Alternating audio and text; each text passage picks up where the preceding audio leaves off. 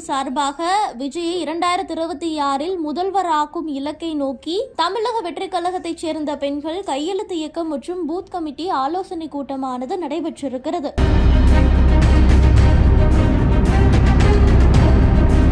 விஜயின் தமிழக வெற்றிக் கழகத்தின் 2ஆம் ஆண்டு துவக்க விழா கடந்த சில தினங்களுக்கு முன்பு சென்னையில் நடைபெற்றது. இதில் கலந்து கொண்டு பேசிய விஜய் 2026 தமிழக வெற்றிக் கழகம் அரியணை ஏற தமிழக வெற்றிக் கழக தொண்டர்கள் தற்பொழுது இருந்து பூத் கமிட்டி அமைப்பது உள்ளிட்ட பல்வேறு பணிகளில் ஈடுபட வேண்டும் என வேண்டுகோள் விடுத்திருந்தார். இதனைத் தொடர்ந்து தூத்துக்குடியில் தூத்துக்குடி மாவட்ட தமிழக வெற்றிக் கழக பொறுப்பாளர் அஜித் ஆக்னல் தலைமையில சிறப்பு ஆலோசனை கூட்டமானது நடைபெற்றது. விஜயை 2026 ஆண்டு தமிழக முதல்வராக்கும் இலக்கை நோக்கி செயல்பட வேண்டும் என்ற அடிப்படையில் கையெழுத்து இயக்கம் நடைபெற்றது. இதில் ஏராளமான தமிழக வெற்றிக் கழகத்தினர் கையெழுத்திட்டு உறுதிமொழி ஏற்றுக்கொண்டார்கள்.